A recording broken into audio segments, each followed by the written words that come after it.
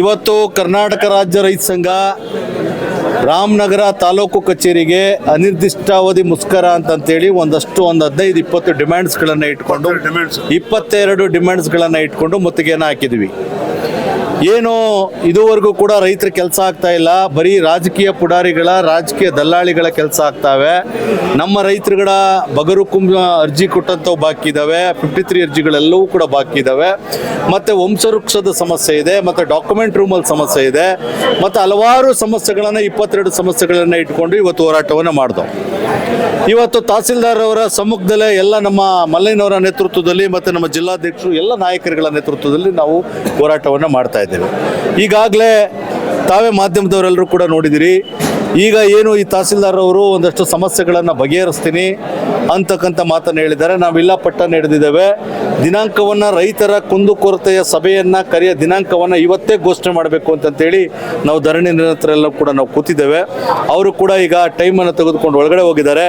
ನಾವು ಈ ರಾಮನಗರ ಈ ಏನು ಬೆಂಗಳೂರು ದಕ್ಷಿಣ ಜಿಲ್ಲೆ ಇದೆ, ರಾಮನಗರ ಜಿಲ್ಲೆ ಹಳೆ ಜಿಲ್ಲೆ, ಇವತ್ತಿನ ಬೆಂಗಳೂರು ದಕ್ಷಿಣ ಜಿಲ್ಲೆಯಲ್ಲಿ ಎಲ್ಲ ಜಿಲ್ಲಾ ಅಧಿಕಾರಿಗಳ ವ್ಯಾಪ್ತಿನಲ್ಲಿ ಬರ್ತಕ್ಕಂಥ ತಾಲೂಕು ಕಚೇರಿಗಳಲ್ಲಿ ಕೂಡ ಯಾವುದೇ ರೈತರ ಕೆಲಸ ಆಗ್ತಾ ಇಲ್ಲ. ರೈತರನ್ನ ಸುತ್ತುಸುವಂಥದ್ದು, ಅಲೆದಾಡಿಸುವಂಥದ್ದು ನಿರಂತರವಾಗಿ ನಡೀತಾ ಇದೆ.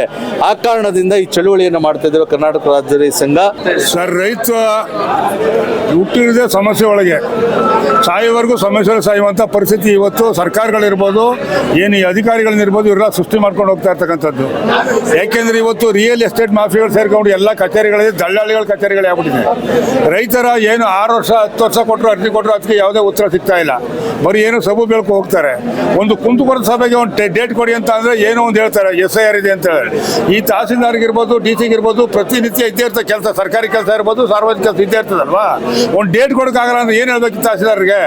ಇಂಥ ಸಮಸ್ಯೆಗಳು ಸುಮ್ಮನೆ ಏನು ಹೇಳ್ತಾ ಇರ್ತಾರೆ. ಇವತ್ತು ತಾಲೂಕಿನ ಇರ್ಬೋದು, ಇಡೀ ರಾಜ್ಯದಲ್ಲಿ ಕೆರೆ ಕಟ್ಟೆ ವಿಚಾರ ಇರ್ಬೋದು, ಕುಂದುಕೊರತೆ ಸಭೆ ಇದೇ ಇರ್ತದೆ ಅಂತದ್ದು. ಬಗರ್ಗುಂಬ ಸಾವಳಿಗಳು ಏನು 1 to 5 ಏನು ಮಾಡಿ ಜನಗಳು ಕೊಡಬೇಕು, ಏನು ಒಗ್ಗೂಡ್ಸಾರಲ್ಲ ಖಾತೆಗಳನ್ನ ಕೊಡಬೇಕು ಅಂತಕ್ಕಂಥ ಸರ್ಕಾರದ ಆದೇಶ ಆಗಿದ್ದು ಯಾವ ತಾಲೂಕಿನಲ್ಲಿ ಏನು ಮಾಡ್ತಾ ಇಲ್ಲ. ಇದ್ರೊಳಗೆ ನಮ್ಮ ಜಿಲ್ಲೆಯೊಳಗಂತೂ ಏನು ಇಲ್ವೇ ಇಲ್ಲ. ಇಲ್ಲಿರ್ತಕ್ಕಂಥ ಒಬ್ಬ ಜಿಲ್ಲಾಧಿಕಾರಿ ಸರ್ವಾಧಿಕಾರಿಯಾಗಿ ವರ್ತನೆ ಮಾಡ್ತಾ ಇರೋದ್ರಿಂದ ಈ ತಹಸೀಲ್ದಾರ್ ಸರಿಯಾಗಿ ಕೆಲಸ ಮಾಡ್ತಾ ಇಲ್ಲ. ಇವ್ರನ್ನ ಕೆಲಸ ಸರಿಯಾಗಿ ತಗೋತಾರೆ ಜಿಲ್ಲಾಧಿಕಾರಿ.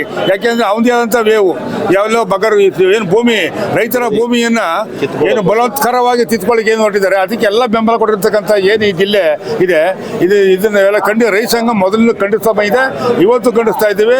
ಇವತ್ತೇನು ಧರಣಿ ಸತ್ಯಾಗ್ರಹ ಅನಿರ್ದಿಷ್ಟಾವಧಿಯಿಂದ ಘೋಷಣೆ ಮಾಡಿದ್ದೀವಿ.